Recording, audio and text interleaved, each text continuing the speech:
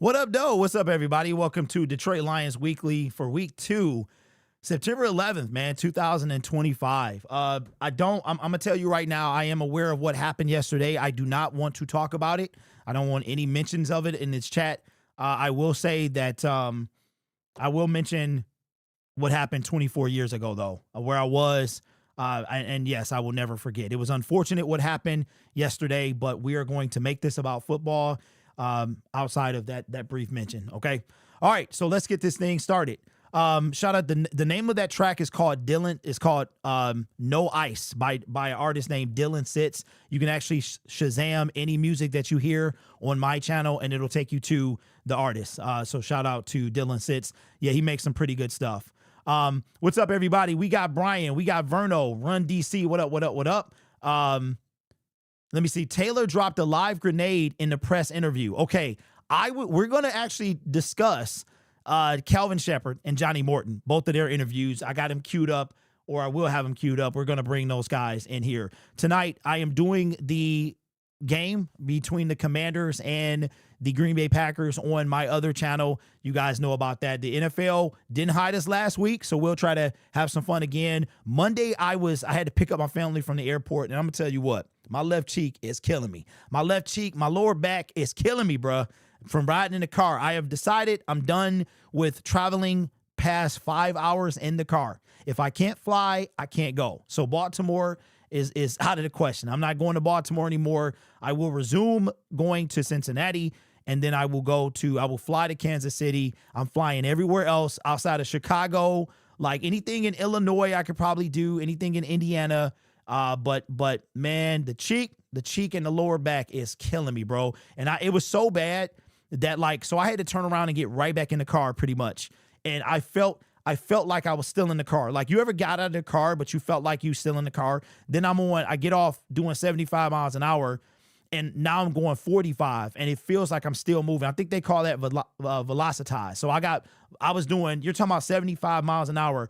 I was traveling 15 hours in the span of 25. Like, it was crazy, bro. And I learned a lesson, and that is I'm done with that. I am done with that. So, what up, nephew? We got Braylon in the building. We got SG. We got JF. Derek, you and Spirit need to make a documentary called What is the Pass Rush? Shout out to Spirit of Detroit, man. He actually sent me that clip of Aiden making a business decision, and I was like, yo, man, you need to make this into a video. He was like, I'm already working on one. So, yeah, shout out to Spirit of Detroit, man. One of the guys that is not drunk on the Kool-Aid, man, and I appreciate that. So, we got to talk. What up, Kiera? What's going on? Bonzilla, we got Fave, we got Amir, what up? Kelvin commanded respect like AG. Morton looked like Barney. Bonzilla says protect the cheeks. Absolutely. And this is what I'm gonna tell y'all, man. When you get old, it's real. Like, mid-40s is a real thing. It is you need to keep moving or you will get stiff. And check this out. So I don't know who else, and we'll get into the show, but I don't know who else feels like that. Hey, Laquita, who else feels like this? Now when I'm going up the stairs, I got no problem. I'm like, tra la la la la la la la la la la ho ho ho ho. I'm running up the stairs. I got no issue. Coming down the stairs, however, to my basement, I'm always holding the rail. I'm telling you, man, life changes over 40. That is for sure. What up, Rich? Rich says just don't have those booty cheeks, man. Listen. Speaking, if you go into Lambo and you don't got no cushion, you better have some cakes. That's period. My cakes is non-existent. I know this is TMI, but it don't matter. And you sitting on them bleacher seats, bro, the cakes, listen, Lambeau Field, imagine Ford Field, the tightness of Ford Field, but you have no back. I was getting kneed in the back. I was trying not to knee the lady in front of me in the back because she was like 65 years old. I could have broken her spine or something. I was trying not to knee her in the back, but I was getting kneed in the back myself. And then people bringing in these seat cushions. You can rent seat cushions. You can rent seats with the backs. I was like, I'm straight. So if I go again, they actually have like a second row, like a second level with regular seats. And I'm like, I want to sit there. So forget all that down in the, I don't care nothing, man. I thought I was going to love the bleed. Oh, man, these are cool. You can move around. It's not going to be tight. It was a very, very, very, very tough experience. Let me see. Pass rush doesn't mean drop back in coverage. It means get to the QB. I'll be 40 in November. I'll be moving around like, should we sign Jadeveon Clowney? Absolutely, but we won't. Bobby says need a help for Lambeau Field. Hey, you certainly need more than I got. But anyway, we get into OnlyFans territory right now. Oh man. All right, so let's get into it, man. The Lions, they went through the coals, man. Everybody is on pins and needles going into the second game.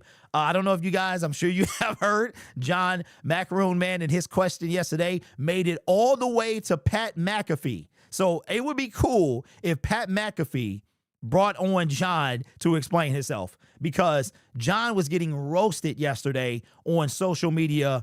And it was like, wow, John is my homie, right? I appreciate what he does. I appreciate what all these guys do, but I appreciate the guys that appreciate us. I really do. And it's a lot of these guys, in my opinion, the guys that went to school and stuff like that and have credentials, they don't like us. I just feel like they don't like us because we didn't have to go through what they went through. We didn't have to go to college. We didn't have to, we just this YouTube thing and brought up a whole lot of people that, and I'm not saying anybody feels like this, but it brought a whole lot of people that are just regular people. Look at Tom Grassi, right? Used to be a substitute teacher. Now he like the Packers' pride and joy, and he got no credentials at all, right? So I think that a lot of times that we get into this contest, and I appreciate the fact that John comes down to our level, man. I really do.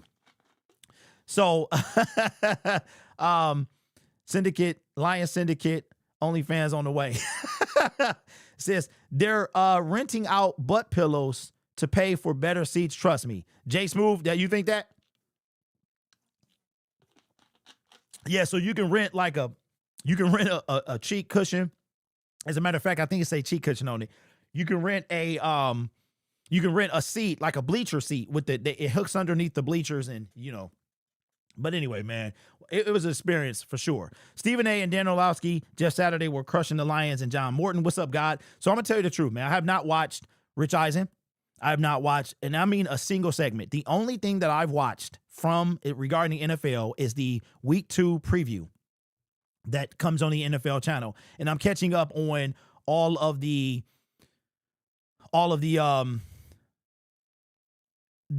game highlights. And I'm going to tell you what. I love what I heard from Calvin Shepard today. Not so much Johnny Morton. I mean, I love what I heard from Johnny Morton, but I feel like when you watch other defenses, the Lions defense don't do it. We don't have swarming people. We got our secondary. If you had to pick somebody out of the entire defense like a swarmer, Kirby Joseph is a ball hawk. Brian Branch is a swarmer. Like, he is around the football, right? You watch other defenses. They are everywhere. Their defensive line controls everything.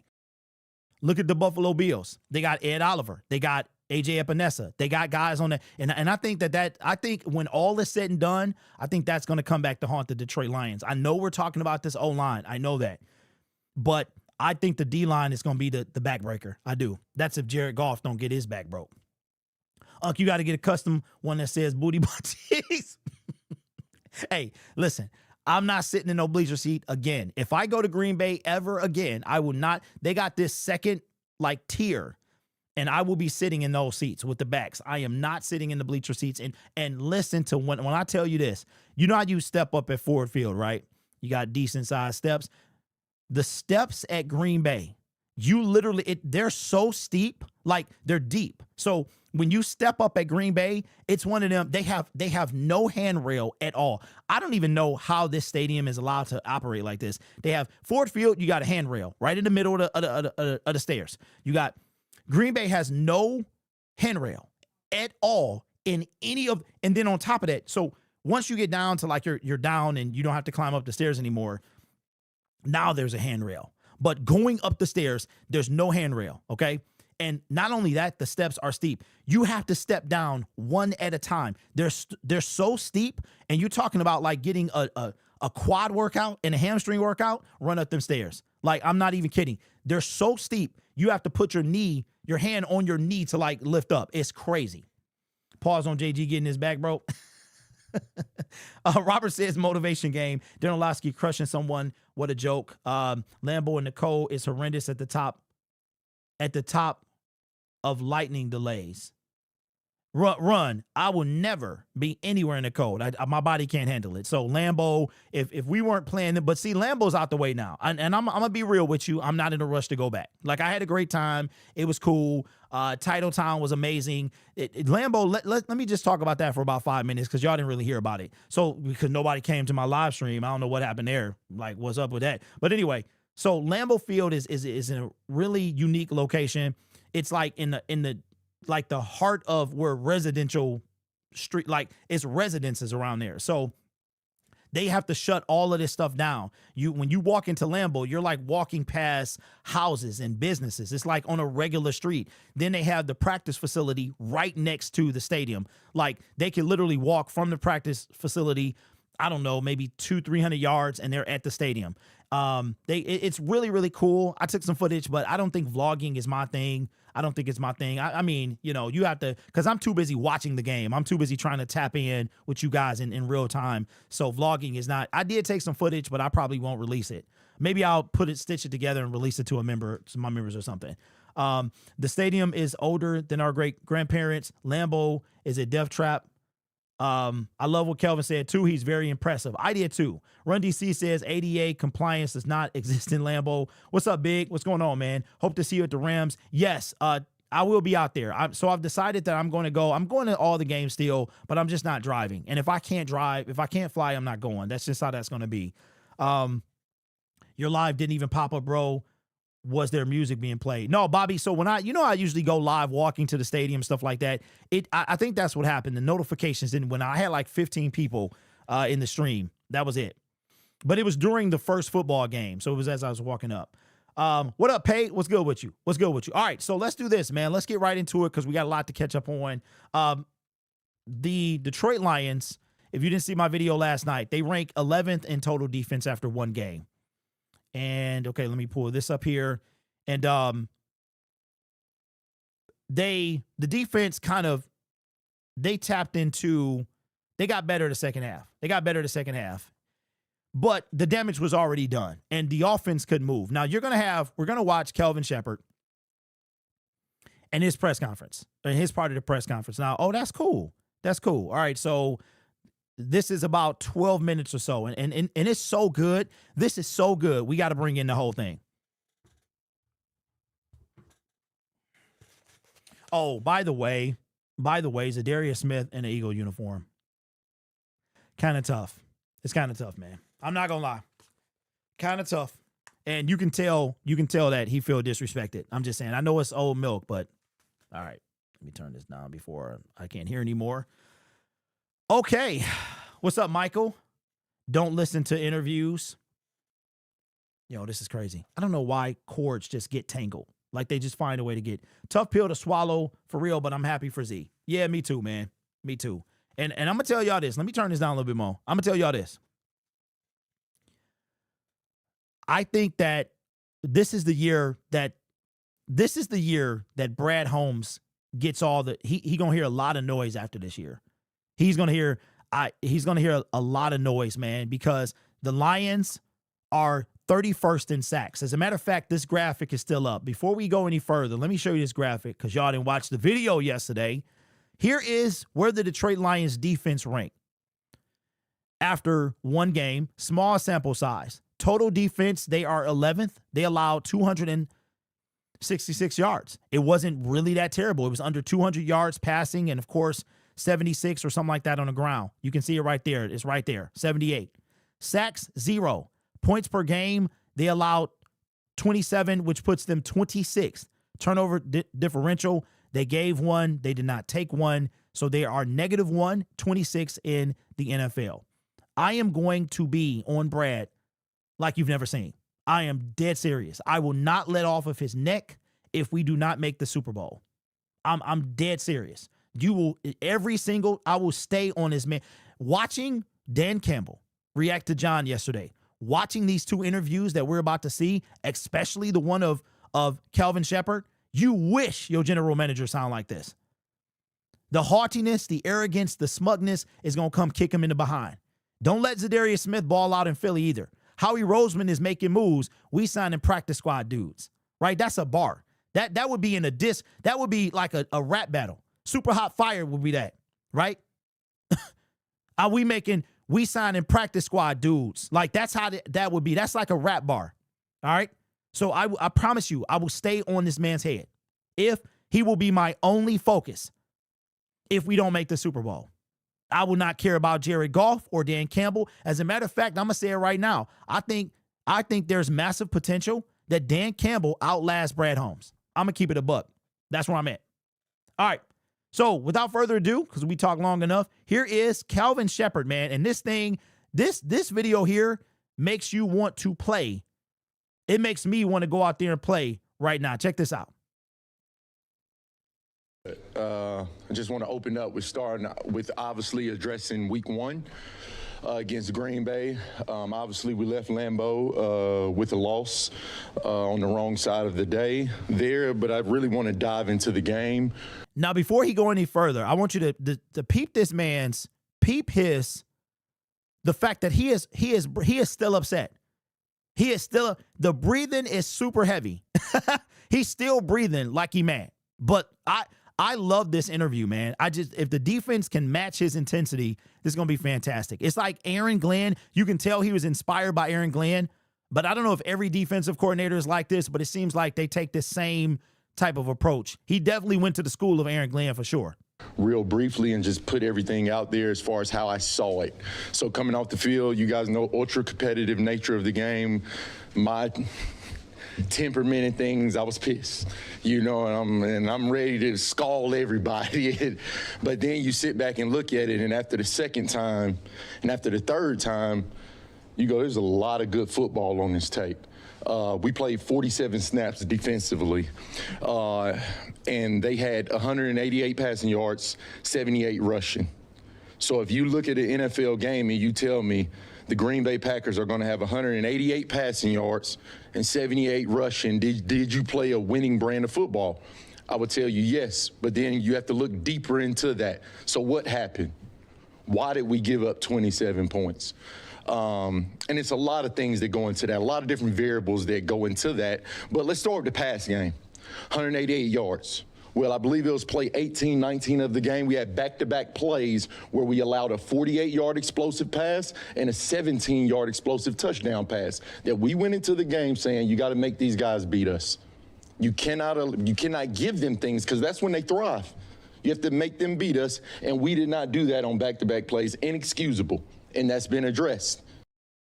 Now, what I like from this, and tell me if you noticed it too, is this is his first post-game in a real game, like where he has to address the media like the week after a loss.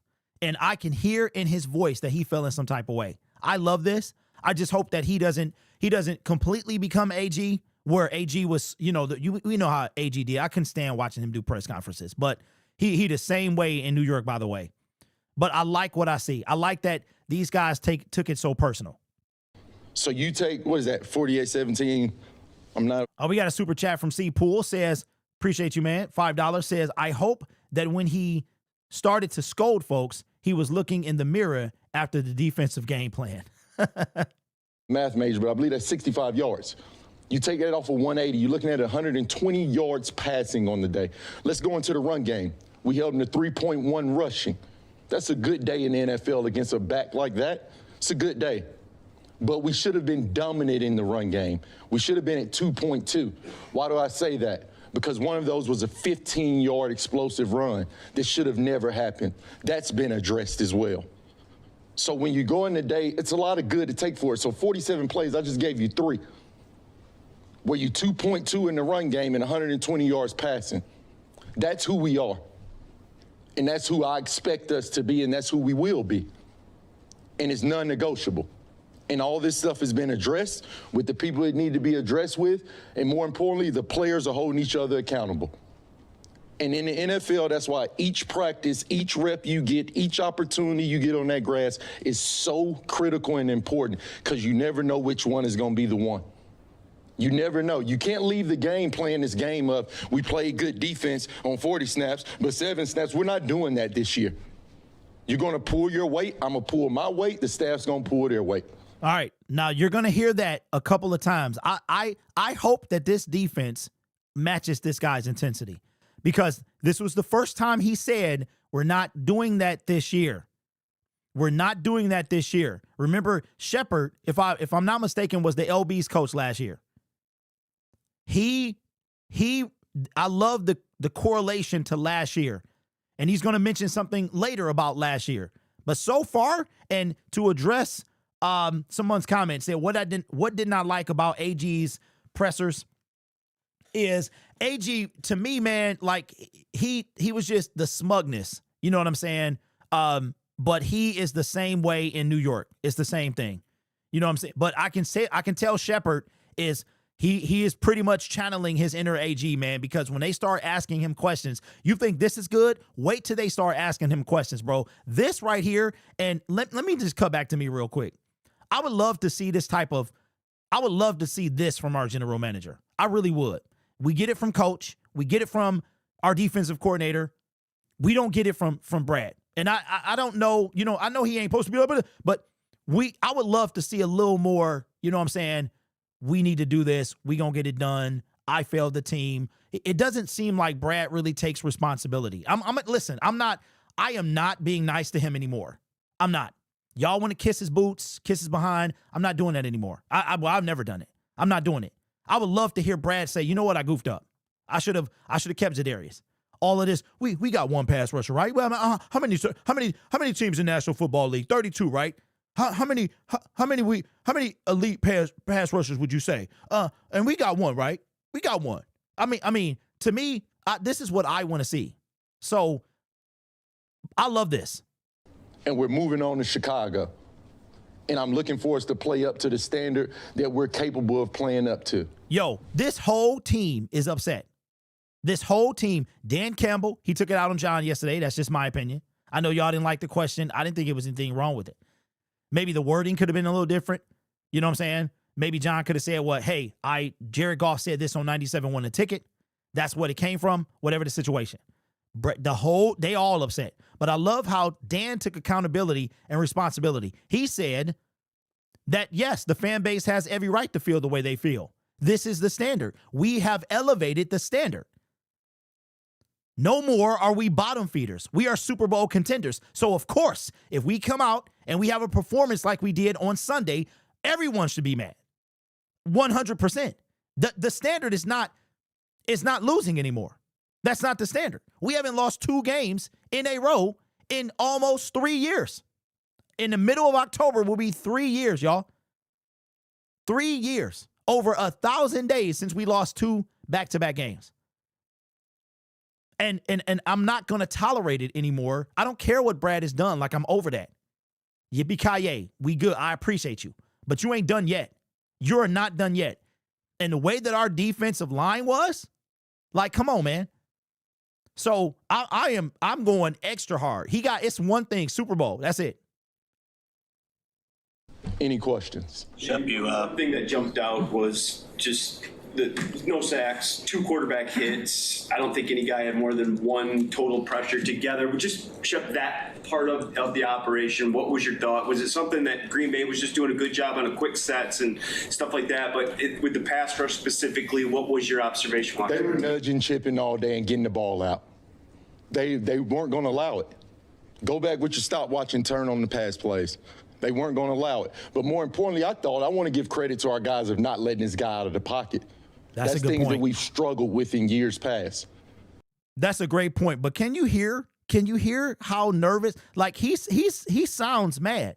You can literally hear him trying to gather himself. I love this, man. I really do. I just hope that the defensive line and the defense as a whole can match this guy's intensity. You can hear it, man. But I love that 100%. We kept Jordan Love in the pocket, which is something we have struggled against. Jordan Love has burned us in years past with his legs. He had 1 run, I think, for 4 yards.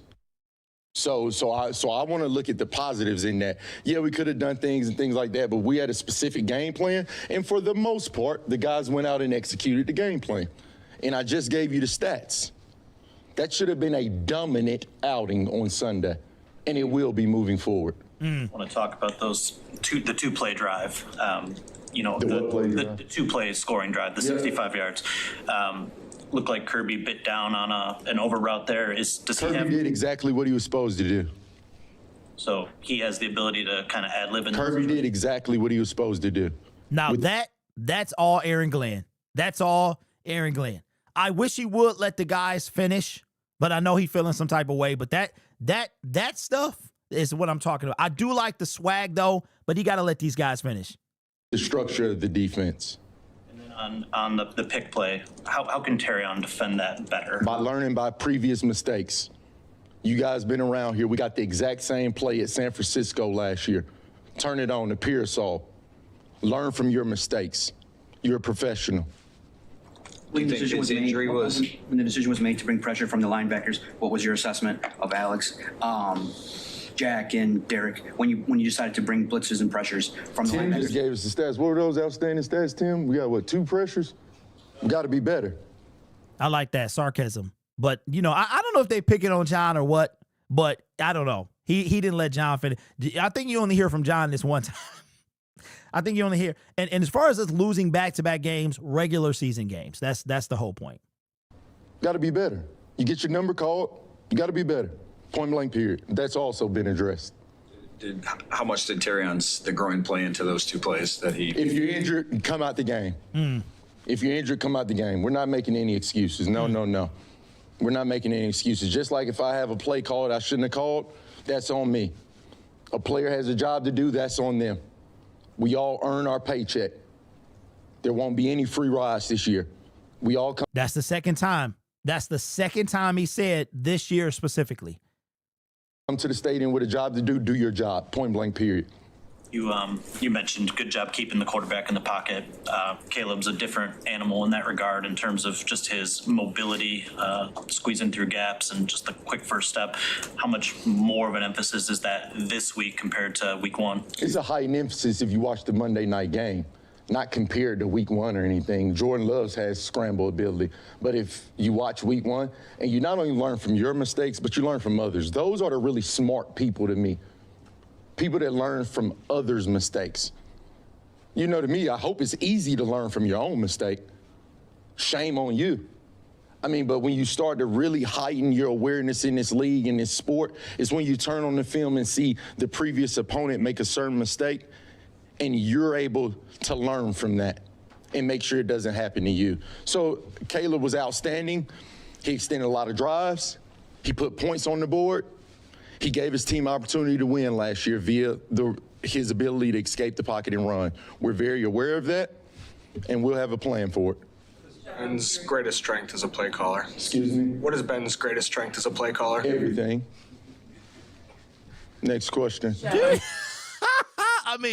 Hey, Shep shutting him down. He's shutting him down, bro. And I hope this translates to the way the Lions should destroy the Bears. Like with all of this pent up aggression, they should destroy them defensively. Like we're talking about sacks, takeaways, everything we didn't have game 1. Curious, you mentioned that players have already started to hold themselves accountable for last week. Are you able to share any of what you've witnessed of that with us and how the players are holding them accountable? Not just Any accountability, player to player, coach to player, will stay between us. And no disrespect or anything like that. But I keep that stuff close to the vest because of the level of trust that we've built and the way we've been able to look each other in the eye on Monday and shoot it straight. So I would never disclose those conversations, but you guys see the game and we see the tape. I think it's clear as day. And then I have to do things to help these guys more too. Everybody know we're a man team. So how can I help these guys in those man situations, in those man windows where we've shown we're going to play man? Shep, you have talked about the importance of Ben to your development. You'd spend, time in his office, and he helped, shape your understanding of offense and make you a better defensive coach. Yep. How much are you just looking forward to the chess match that this Sunday is going to be? I'm looking forward to seeing our players respond off of a loss. I could care less who's calling the plays, who's over there, what's the scenario, what the media wants to make this out to be. We are coming off a loss, ladies and gentlemen. I'm looking forward to seeing not only our players, but our coaches respond coming off of a loss. Dan and Hutch yesterday, they said, when we talked to Dan and Hutch yesterday, the emphasis was on winning the one-on-ones to free up Hutch, but Hutch said he probably only got 2 or 3 one-on-ones. Is there anything you can do to free him up more, or is it just about winning those fleeting chances? If Hutch is occupying 2 or 3 people, there's 11 other guys there's 10 other guys on the field. You know what I mean? I'm not going to sit here and give you guys my game plan. But Hutch is the caliber player that he is, and everybody in the league knows it. Turn on San Fran tape and tell me who's one-on-one blocking Nick Bosa. Turn on Green Bay tape when you get an 8-game sample size. Who's one-on-one blocking Micah Parsons? When you're the elite of the elite, people are going to plan for you. And that's why he's the caliber player that he is. We will counter that, and Hutch will counter that. He's an ultra-aware player. He knows how to manipulate things and move himself around. We're working off a 1-game sample size, people, and 47 plays at that. That's not a huge sample size at all. There will be things that change, but I'm not going to overreact over the pressures. Like I said, 47 snaps, take away those 3 plays, and you guys tell me would y'all have liked that as Lions fans as a defensive performance. But you cannot play that game. You cannot take plays out. That's why each play is that important and that critical that we detail and do your job each and every play. I'm not even going to lie, yo. I could watch this every day. I could watch this 12-minute segment every day. I love what he said there. He said 47 plays, 3. You take those 3 that I mentioned earlier out, but you can't do that, though. That's not the reality. The reality is every play counts. I love this dude, man. I really do. And yes, I did peep when he started talking to the ladies. He took it down a little bit, and he been cool, but he was coming. He was getting there, man. Guys, Jeremy and Dave. Seems like one of those guys that maybe took advantage of some of those one-on-ones was Al-Qadim Muhammad. Only had 7 snaps, but maybe a couple pressures in there. Just curious what you thought of his game, and maybe did he earn himself a little bit more of a role? It's what I saw the last 6 weeks. It's the reason he's here. He earned himself a role in that game, but 47 plays. You know what I mean? 47 plays defensively. He did have a bigger role in the game. If we would have played the norm, you're somewhere around 60, 65 snaps. He would have played 15, 20. But the way the game unfolded, it was what it was. We had those guys behind the sticks all day. The opening drive, it's an emphasis. Starting the game fast, going in the half and coming out the half. The momentum swings of football. We have to be great in those situations. Point blank, period. 2nd and long, 3rd and long, 2nd and long, 3rd and long. That's where we want to live, and that's where we kept them. We have to thrive in those situations. Just wanted to close it with maybe a little bit more on the Bears. First, does Ben's offense, how similar is it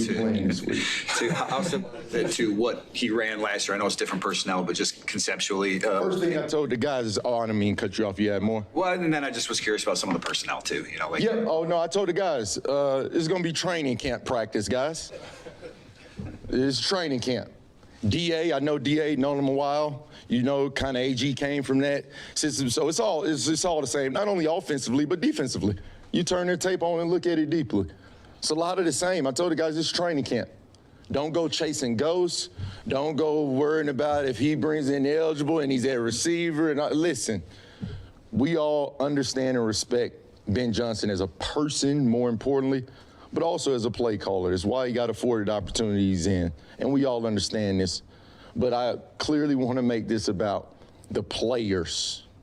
They're the ones going to play. Ben will tell you the same thing. They're the ones going to play and executing all these things we're drawing up. So I want to keep this about them, and they just need to understand. You got a 1-game sample size of Ben as a new play caller. Is that enough to, they're going to do this, they're going to do that? No, it's not.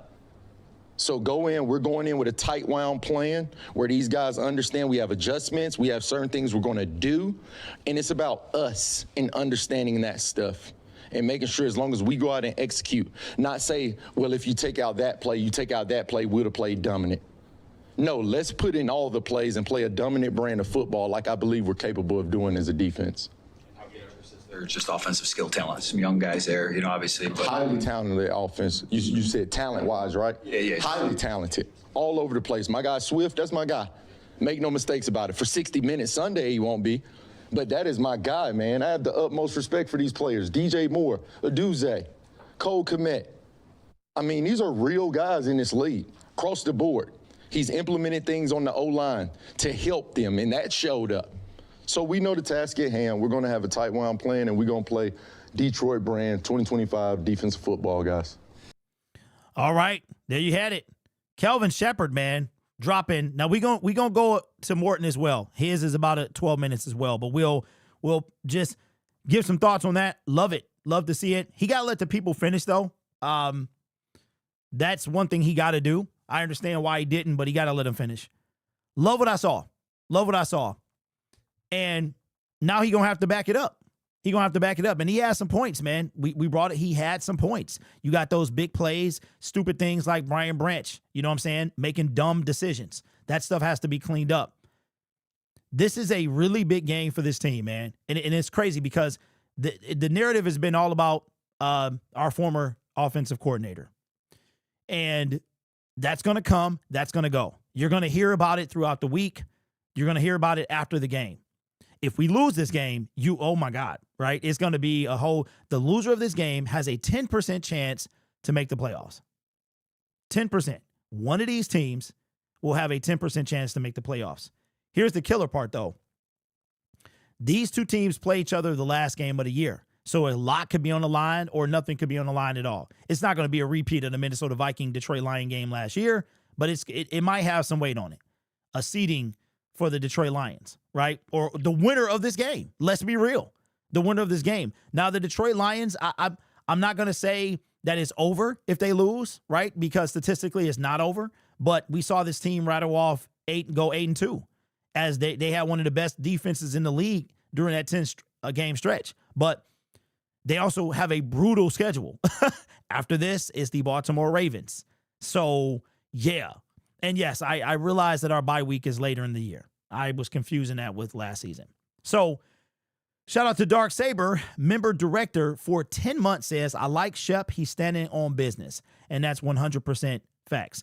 What's up, John? Says, Derek, I am nervous, man. Not sure how we get more than 9 wins. Okay, so here's where I'm at. I hate to sound like this, but I'm like, the Bears are one thing. The Bears are who we think they are. They are still a team that's growing. I'm not overlooking the Bears, but what I want to see is us against Lamar. If we can't get to Caleb, I don't know if we can get to anybody. Like, I was watching Joe Flacco yesterday, and Joe Flacco is an absolute statue. Cannot move, right? For the most part. But the dude was rolling out, making plays, and I'm like, we should sack Joe Flacco 5 or 6 times. The dude is stiffer than Jared Goff. He's like 10 years older than Jared Goff too, right? So I think that the next couple of weeks, like this first 2 months is going to be deal-breaking for the Detroit Lions. Lori, with her membership milestone, says, go Lions, go Derek. I feel the same way about Brad Holmes. I keep shouting, where's the pass rush, etc. Let's beat the Bears, 100%. Q-Ball says, I'll bet the house on the Bears Sunday. Ooh-wee. Ooh-wee. Man, oh, man. I don't even want to see that yet. I don't want to see that. I'm trying to enjoy these next couple of days without spazzing myself out. All right. Now, we got the defense. The defense did what they did. It wasn't great because of how bad they put themselves back, all right? And we went over the stats, and defense is ranked 11th after one game. But this is the guy that everybody is worried about, John Morton. And y'all got to hear what he says, too, and then we'll wrap the show up after that. Here's John Morton talking about the offense.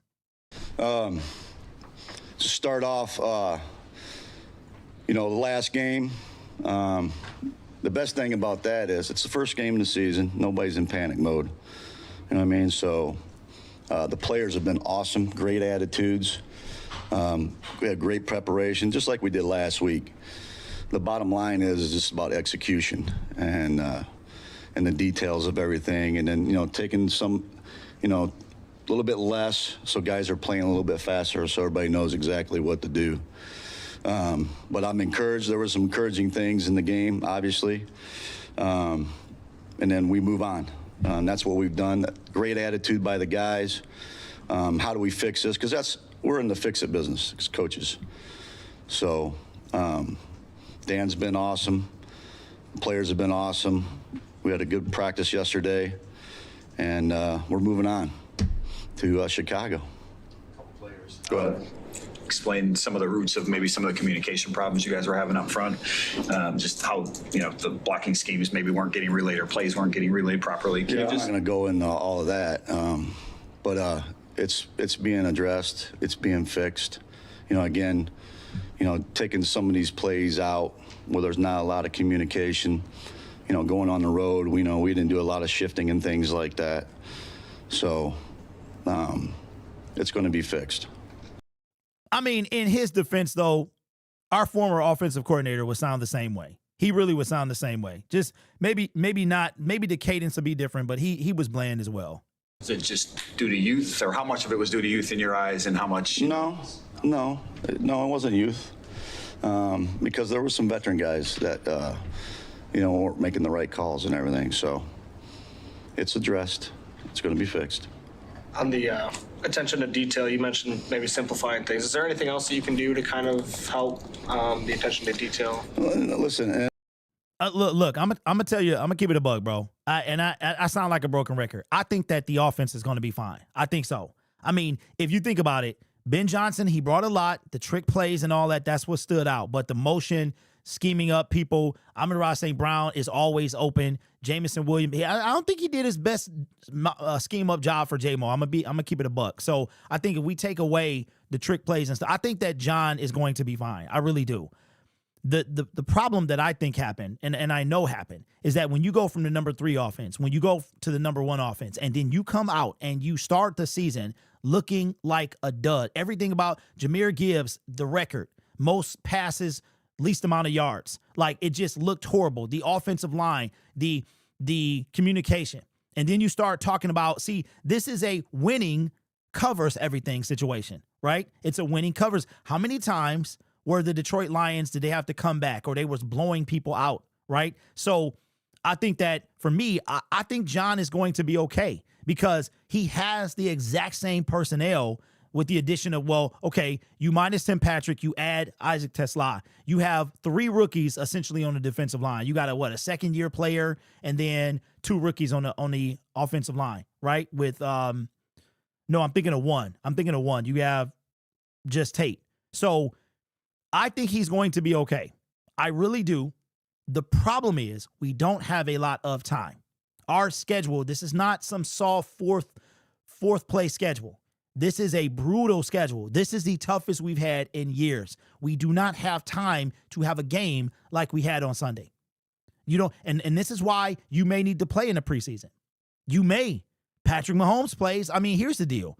This is a lose-lose situation for Dan Campbell. You don't play during the preseason. You come out like this.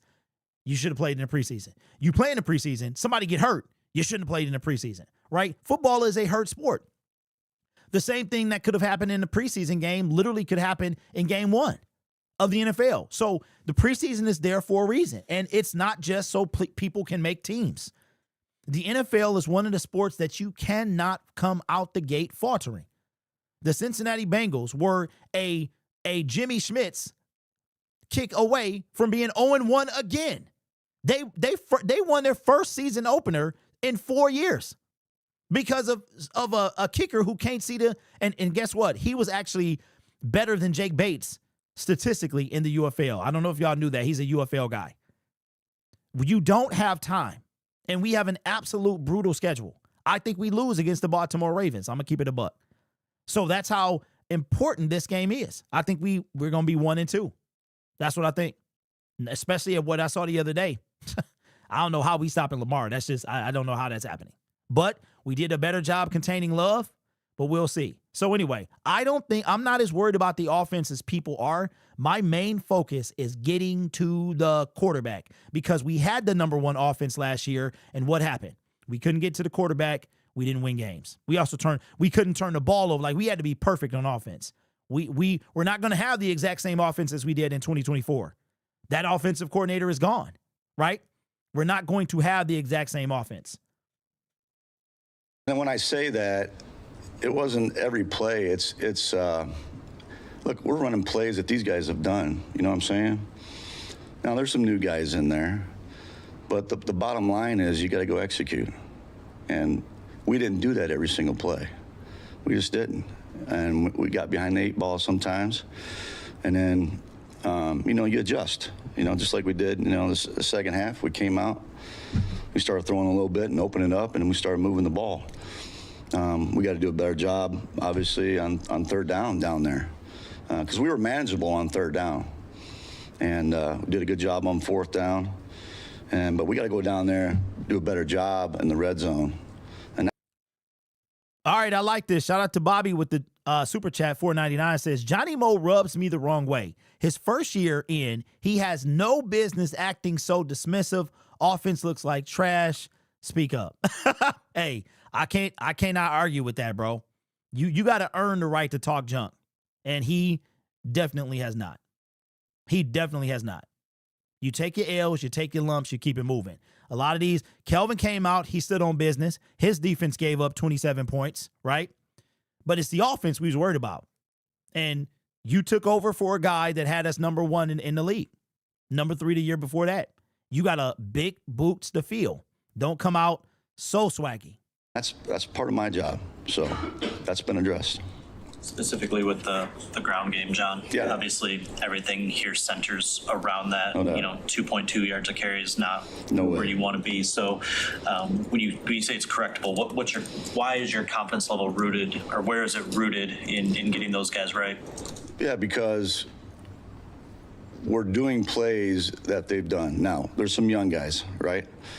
So we just got to make sure we give them the right looks, all the different type of right looks, and to make sure they know exactly what they're doing. And that's what we've done. We did an extra period in the runs this week, and I think it's going to help. And I'm going to keep it a buck. I'm glad he's not down on the field. I don't want this guy nowhere down on the field. His energy is take it up there in the booth. Shout out to Lions Super Bowl 2024. Does that still say 2024? Did you update it? Says, let's go out and get this win. We need to let our rookie wide receiver eat and play our ball instead of playing the other team's games. Can't wait to see Ben Johnson cry one pride. Thank you for that super chat, sir. And yes, I think that according to John, you're going to see more of the rookie Isaac Tesla. He definitely will be out there. go ahead. No, you go ahead. Yeah. I'm sorry. So I think that's what you got to do. It's an easy fix. Again, they're not in panic mode, all right? But now that's tough. An easy fix. Like you are sticking. The thing about him is he's sticking his foot deep in his mouth. He said it's an easy fix, so that's what we're going to expect after this game. An easy fix. You going up against the guy that you took over for, right? In addition to that, y'all, I could see a situation if Johnny Mo don't get it together. I could see Anthony Lynn 2.0. I can see that. Lion Star 0-4, some crazy 1-3. I could see that. A demotion. A real quiet behind the scenes demotion. It just ain't working. 0.1, that ain't gonna cut it. It should never happen. So against that defense too, especially with the lead. Apologize about that, John.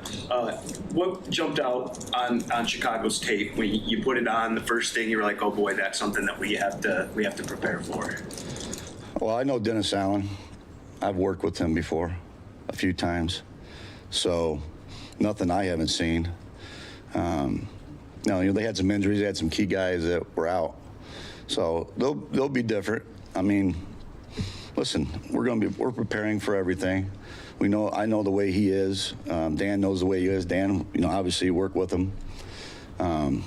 They got some good players. They're a good defense, and Dennis Allen does a great job. He does an awesome job. He gets after it, blitz package-wise, especially on third down. They're all disciplined. I know that. They hustle. So the bottom line is, just for us, we just got to go execute.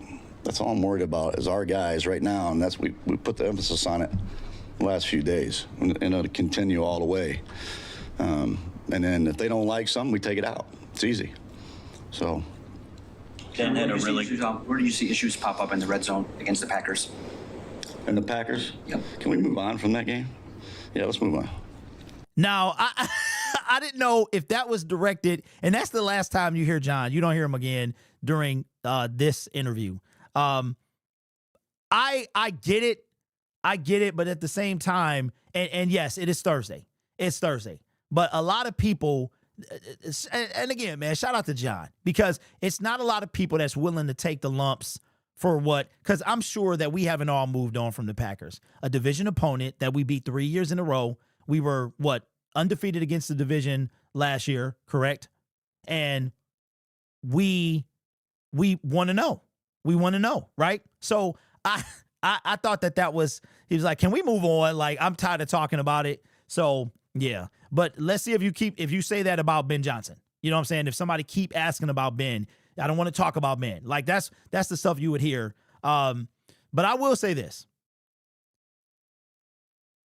If the Detroit Lions offense is starting to click and we're losing games, I think Johnny stays. Like, he doesn't get demoted or anything like that.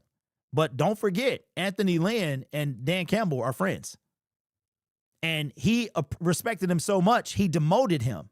He didn't renew his contract after 1 year. He didn't fire him midseason. That was, if you think about it, the last shakeup we had, and keep this in mind, y'all. Keep this in mind. We had 2 shakeups that year. Can anybody tell me? No, Anthony Lynn was year 1, right? What was the year? What shakeup did we have year 2? I'm gonna tell you what. If the offense ain't clicking, if this team ain't right, expect some shakeup gonna happen. Right? That's right. Sports Kings. That's right, bro. Aubrey Pleasant. He was the shakeup in 2022 that sparked after 1-6. The Lions went, right? In 2021, I think that was Lynn. We still couldn't win a game until later. But I'm not saying I want this to happen. I don't even know who it would be. Okay? But literally, Aubrey Pleasant was a sacrificial lamb. That is literally what he was.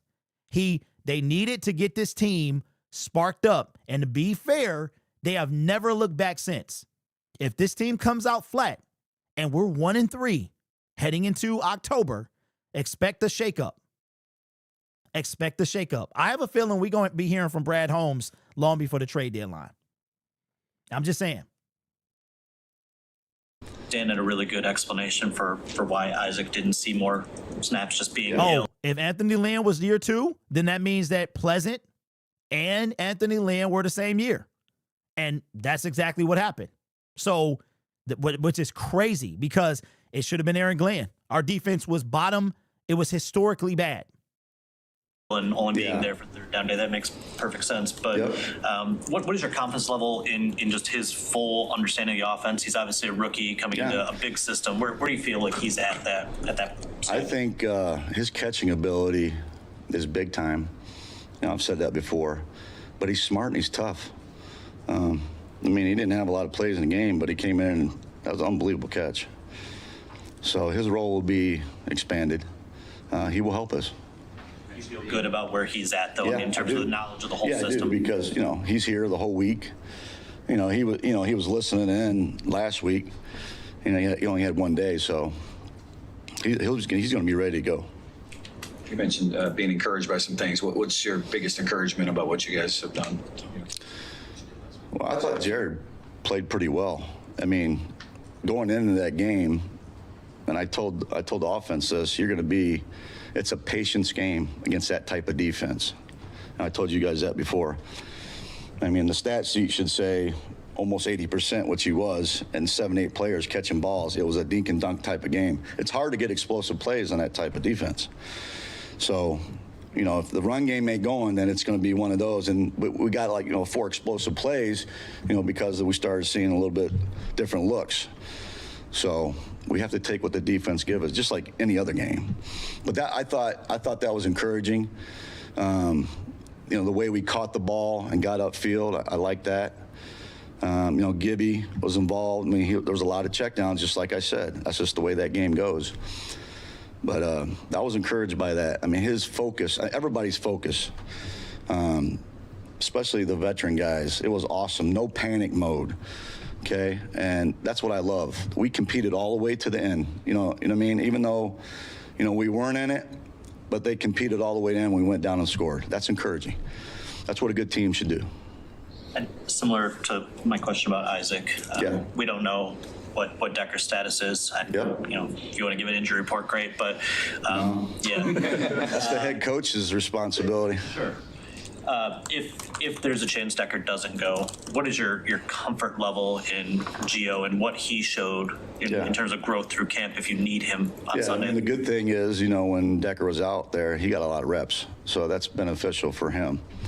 So, there's things that we know we have to do to help, but listen, he did a really good job, and we'll be aware of that if that happens. But we're totally expecting Decker to play. Okay. Is Gio, would he be next in line? You did sign a vet too. He's got a little more experience. I would think so. You got to ask Dan that. So, John, what's the message to a player? What's the message to a player like Tate Radlich, who obviously is hard on himself, wants to have a good debut, but just didn't? Yeah, you just take it game by game. So you learn from you learn from what you did in the game, all right, and you just move on. Okay, so it's correctable, and you just stay on top of it. The more he plays, the better he's going to get. We really got 2 rookie guards, and I'm not worried about him And that's why you play during the preseason. He didn't even play the last game of the season, the last game of the preseason. If you're a rookie, you need to be out there every game.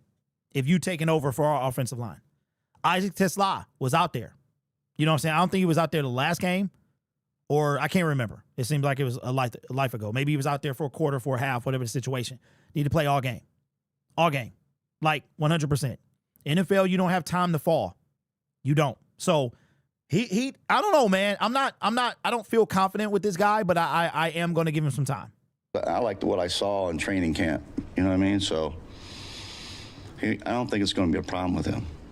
With Isaac, have you seen St. Brown kind of take him under his wing at all, and just have you seen that relationship blossom a little bit? I think St. Brown's unbelievable. He's the captain. He makes this thing go, with Jared.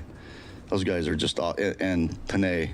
Those 3 guys, their attitude just uplifts everybody. And every day they bring it. And it's just so awesome to see those guys. And I mentioned to you before, it's like Anquan Bolton. It's the same type of guy, man. What do we got to do? How do we do this? Okay, and he's helping everybody. Saint's grown over the last few years since the last time I was here. He's a captain, and he should help everybody. And it's all about what do we got to do to win. That's what we're all about. Whatever it takes. No egos here ever. And whatever it takes, man, let's do it. How confident are you if you're faced with a similar kind of defensive structure that Green Bay put, that you guys can execute your game plan and move it down the field and score? I'm very confident. We went against our defense. It's the same defense that we're going against in Chicago. It's the same type of defense. So, no, because we have great players. So that's why I'm confident. All right. And there you go. There you have it. Shout out to my thumbnails. So here's the bottom line. He got to show out. And I want y'all to understand something. Don't you get excited after this Bears game. This Bears game is not the one to get excited about. This Bears game serves 2 purposes. It serves multiple, but here's some that come to mind. 1, you beat our old offensive coordinator. That you need to do that. 2, you win the home opener. 3, you don't lose 2 in a row. And I think the most important of all of those is to avoid 0-2. Because at that point, you have a 10% chance to miss the playoffs, to make the playoffs. So I don't care nothing about this Bears game except a win. I do want to, and when I say that loosely, meaning, do I want the offense to start clicking? Yes. But we're realistically looking at week like October. For these guys, the season begins in October, right? Dan Campbell said, you don't know your team until week 5. So we won't know who we have. The thing that's in front of us is not going 0-2. That's the thing. Because I'm going to tell you what, I'm not looking past the Bears, but the Bears are the least of our concerns. They're like the most and the least at the same time. Because I'm going to pull up the schedule real quick. And then we will wrap up the show. This was impromptu. This is what we're up against. This is what we're up against. Now, as far as Johnny Morton, and I don't know, man. You got big shoes to fill, and you got to fill them. That's it. So if we go and we look at our schedule, we've got the Bears, right? And let's say you're going to see it over here to the left-hand side. You got the Bears. You got the Ravens at their house, and then you got you at the crib for the Browns. The Browns in any other year would not scare me like they are now. But Myles Garrett was destroying the Cincinnati Bengal offensive line. It was a play. He got back-to-back sacks, right? And what I saw from our O-line, I'm low-key terrified. I am low-key terrified, right? So you've got that. Then you got the Bengals, a game I plan to attend. The Chiefs I plan to attend. Realistically, y'all, it is so many. Let's just look at the first couple of games. And what do you got? I don't see that. I can't see the chat right now. But realistically, I think we can beat the Bears, and I think we will. I don't think we beat the Ravens. Even before to the offense, I don't think we beat the Ravens. I just don't. Not at the crib. Maybe if they were we played them extremely well at Ford Field. But the last time we played them at their spot, and they also have Derrick Henry, which is a monster. So I got an L. So I see us as 1-2. I think we can beat the Browns, and we will at the crib. If we can, Jared Goff, they better scheme for this man. And here's where it gets sticky at. The Bengals and the Chiefs. I don't know. I don't know if I'm going to see enough. Remember now, our offense kept us in a bunch of games. The reason we won games is because of our offense. No matter how you smack it, flip it, or rub it down, the reason we won games was because of our offense. We were great on third down and great in the red zone, but we won games because of our offense. How many times can you say the defense maybe didn't have to make a bunch of game-saving plays because we were always up by a lot, right? So we legitimately could be, all right, 2-4 hosting the Buccaneers. And that right there, ladies and gentlemen, will have this entire team, this entire fan base. I mean, what do y'all think we're going to be? Hey, Master, I wanted to go, bro. I really did, man, but the drive kicked my butt. It kicked my butt. And I'm going to go ahead and put my funds toward Kansas City. That's what I'm going to do. Because I was debating, because it's like an 8.5-hour drive, bro. So I would have to drive even further than I did for Green Bay. If we get into a shootout, I don't see us winning. A shootout? Right now, the way that our offense was after 1 week, we would have a BB gun. A shootout. They would have a cannon, and we would have a BB gun. Although we have the personnel to match them. We don't have a cannon. All right, so we're going to wrap the show up. We're a little bit in overtime right now. I need an overtime graphic, like overtime. Let me see. Steve says, I told y'all last week, by Sunday night, everyone in the division will be 1-1. Packers are losing today. Vikings will lose on Sunday. Lions will beat Bears on Sunday. And you know what, Steve? That would be great, and that would be best case scenario. It really would. How can we go into a shootout if we can't score? I think the back and forth travel could hurt us too. Yeah, Kiera, even though we have the third fewest travel miles in the league, it's like, hot potato, back and forth. We do get a stretch of like 3 home games in a row. So yeah. Saucy says, I smell a 1-6 start. Dolomite says, first we had a boring offseason, then a boring preseason, and now we're dealing with the hangover from a boring game 1. Thanks, Brad. Absolutely. Players interviews just dropped. Okay. All right. Well, yeah. I am going to get prepared for tonight's game. If you guys are interested in watching the game, we got a watch party on my other channel. We'll be going live over there at about 7:50 or so. And yeah, man, this is a big game for the Lions. Tomorrow we have the preview. I think I'm going to do the preview tomorrow, and we'll see what we got going on Saturday. All right. I appreciate you guys. I will see you on Sunday. Live. Our next live stream is live streaming the game. We will be home for 2 weeks. And then after that, we'll be home for 2 weeks, right? No, we'll be home for 3 weeks. We'll be home for three. Hold on.